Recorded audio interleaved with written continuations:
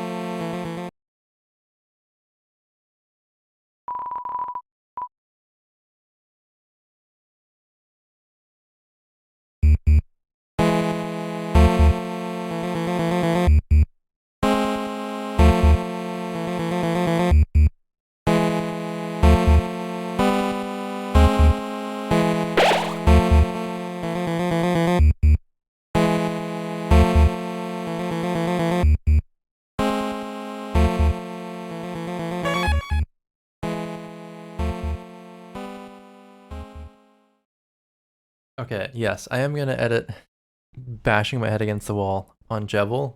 Mm-hmm.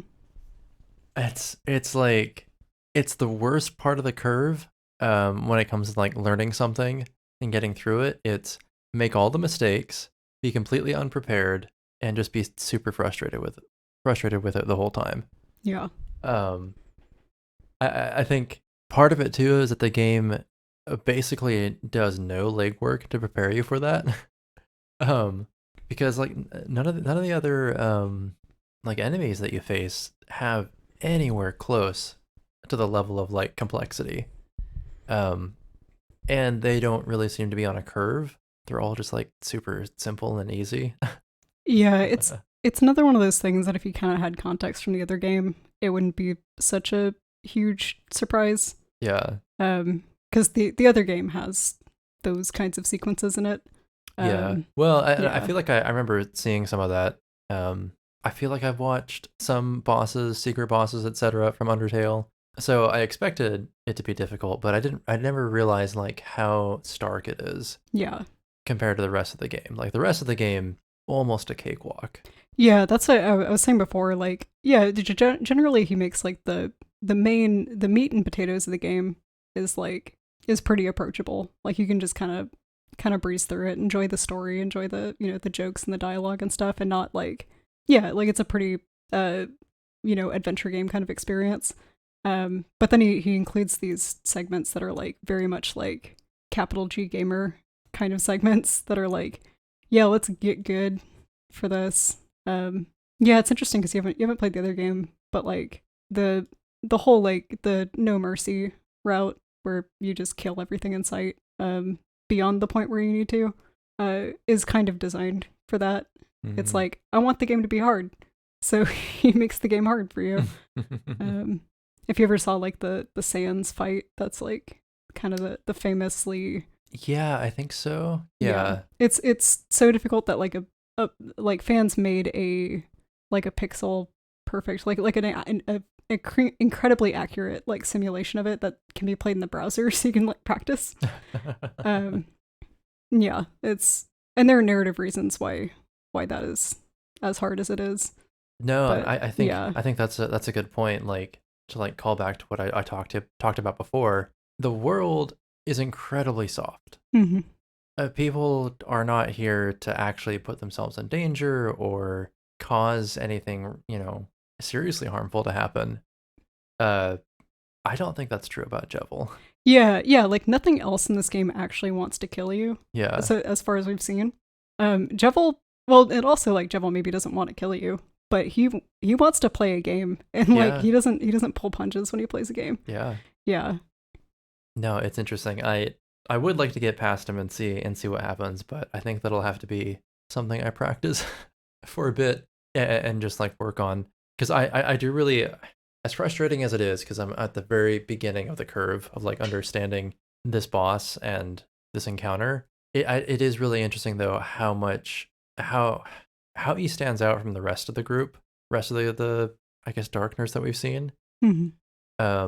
Because what Sham is like why would you want to let him out? Like why would you want to do that? Like we put him away for a reason.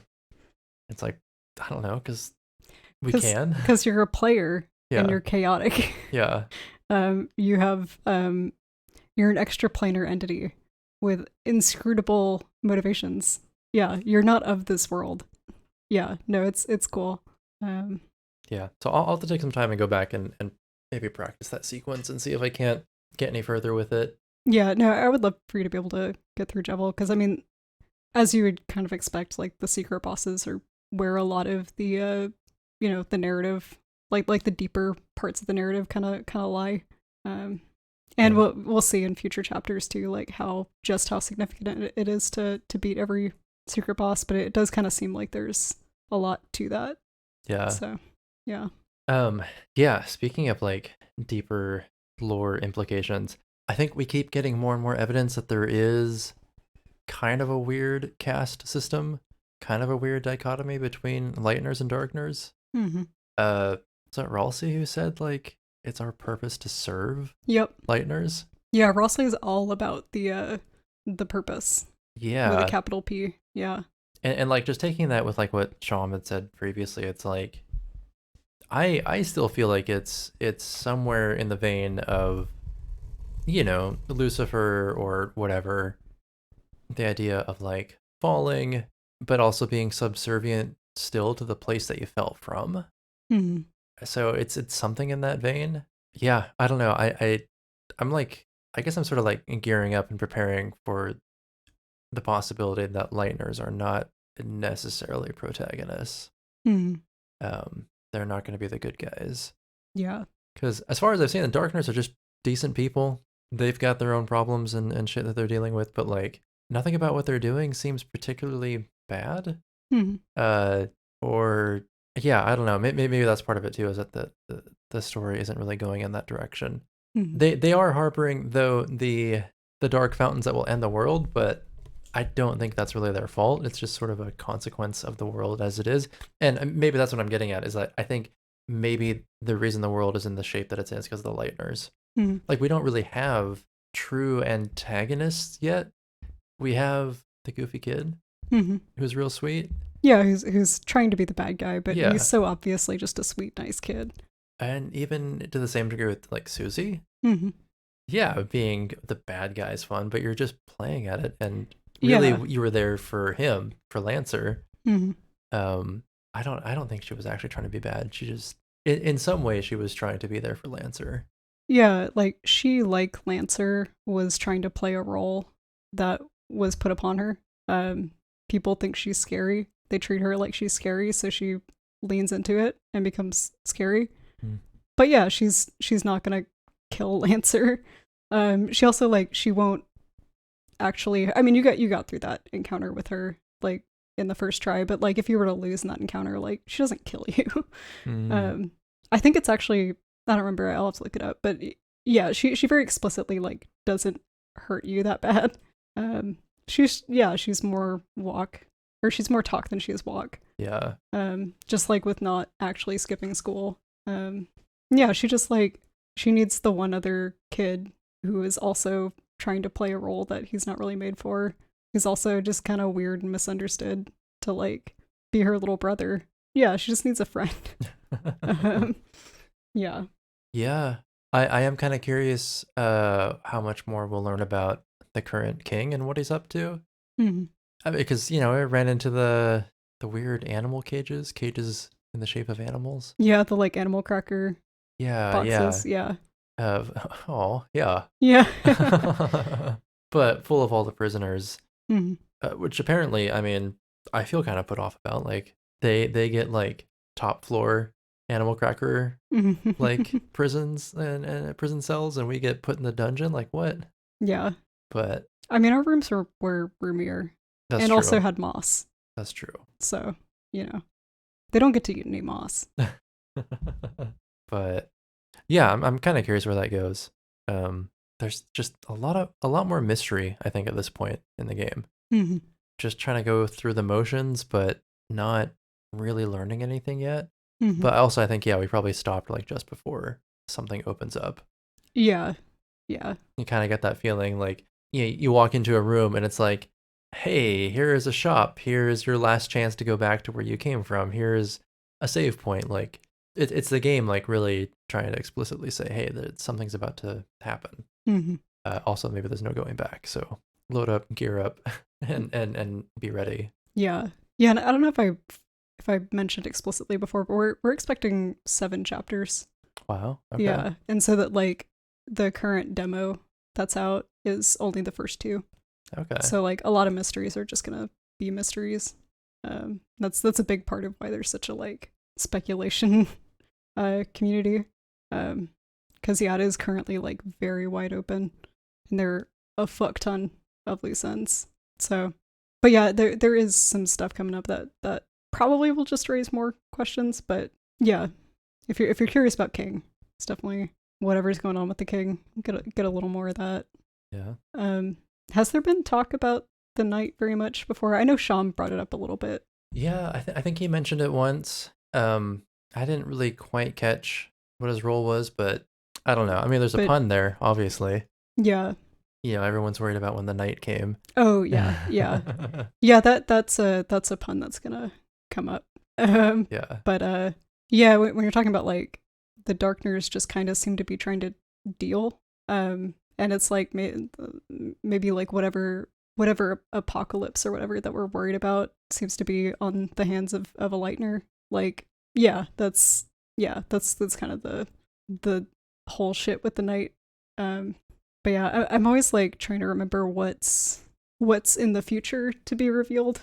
So I don't want to talk too far ahead on that. But yeah, I think that's kind of broadly implied by Shams. That's definitely what it feels like to me. Yeah. You know, partly because that the almost reverence that they have for the Lightners, but also never really elaborating about who they are or what they are or what role they played in their lives. Mm-hmm. To me, just speaks a lot to how much damage they did when they left, or did whatever it is they did when they fucked off to wherever it is they fucked off to. Mm-hmm. Yeah, it'll be interesting too to see you get to like the end of this chapter. Yeah, to kind of think back on that. Again, I'm like really taking for granted something that I know that. Yeah, I don't know how actually like immediately obvious it is at this point, but yeah, it's when we get to the end of the chapter, yes. which is coming up probably the next time that, assuming that we don't do another hour of fighting Jevil. No, I will copy my save over, and if I have to, I will beat Jevil in that save, and if I have to, then run that save forward to wherever we get. Yeah. In the main save. There is also a save editor that I can point you to.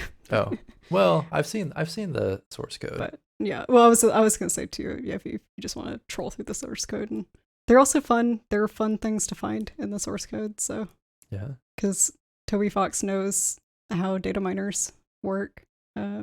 He was a ROM hacker before he started making original games, so he knows how data miners do. That's a whole thing from the other game. That's really interesting, but we don't have to get into that now. But anyway. I think that's all my notes. Didn't have that many notes. You want to see the Easter egg? So I noticed Oh, this. yeah. Yeah, I was gonna say you probably noticed this. Yeah, every once in a while the duck in the carousel becomes a different thing. Which, if folks who know of the other game, this is Everyman. Okay. Yeah. The nature of Everyman is very, very mysterious at this point. No one really knows what Everyman's deal is. I have some thoughts, but nothing that's like super solid. I don't think anybody does. But The yeah. only thing I can contribute there is that out of all the other bullet hells in Jevil's set, the carousel's the only one with inconsistent hitboxes. Hmm. You can pass behind the heads of the ducks, but not the bodies. That's interesting. Yeah. Yeah. Oh, that is actually very interesting. You want to know a little bit about Everyman? Sure. Let's Google for a sec. Let's find the So Everyman comes from the True Lab sequence in the other game in Undertale. There's a very mysterious enemy. I mean, like there's a whole slew of kind of mysterious enemies in this area. One of them is super lore relevant for reasons that probably relate to this game. I won't get into that because that's not immediately relevant to this conversation. But there's another one that I think it's maybe even the last enemy in this area, who's like all of its bullet patterns revolve around this Everyman character, for reasons that are really unclear. Because the like Everyman doesn't show up anywhere else in the game. Let's see. Yeah, so Reaper Bird is the enemy. And so all of its bullet patterns revolve around this thing, which kind of looks like, I don't know, like a fetal bird. Yeah. Or something. It's very weird. Its first pattern is to be swarmed by butterflies, which I have kind of strong thoughts about. But it's like completely harmless in this stage. You have to like move the soul into it to hurt, get hurt. It's not attacking you. But then after that point, plain text. After that point, it'll start to like move and the butterflies can hurt you. Mm-hmm. And then it'll attack you with its head. Oh, wow. Just a bunch of heads just leaving its body. Yeah. And I think there's something about like, if it's just kind of idle like this, there's something about like you can move the soul through its head and you're fine. But if you touch its body, then but then the head becomes weaponized. I don't know. There's like a thing there about it. Everyman's fucking weird, and Everyman keeps showing up in this game. And like Everyman is clearly some kind of like Easter egg type thing, but Easter eggs are kind of inherently lore relevant in these games. Yeah. It's all it's there's a reason why I call these lore hells. In my tagging, my metadata system. So yeah, there's you could definitely feel there could be multiple levels of this lore hell. Yeah, there are so many levels. At least 7, I would say. 6 wings and 7 voices. Cool. So that was yeah. I don't know if I had anything else really. I mean, Jevil's a whole.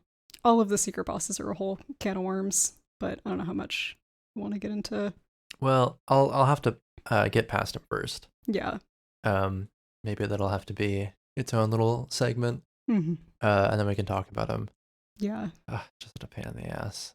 Yeah. Because it'd be good for me to brush up too on some of my. Yeah.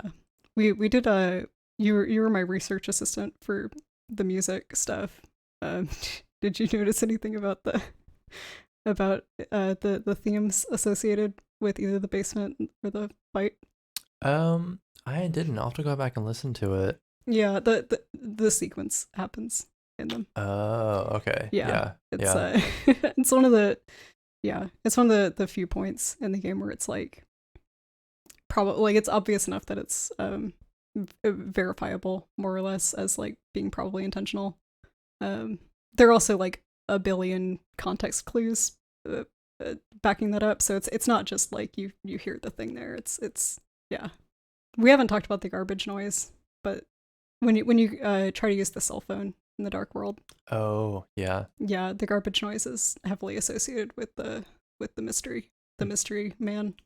There's Yeah, every level just gets deeper and deeper. yeah, darker yet darker. Some might say darker yet darker. Yeah. Some might say very, very interesting. Some might say. Have I shown you entry number 17? No. I'll have to show that to you. Okay. I think that's all I had. Hmm. We can leave it there. Yeah. You want to do the sign off? What was the sign off? Don't you remember what it was? Every time I forget. Go to hell. Okay, I was gonna say like fuck off and die. Okay. It just escalated every time. No, but like go to hell is very good because that's thematically relevant. Mm-hmm. Yeah, go to hell.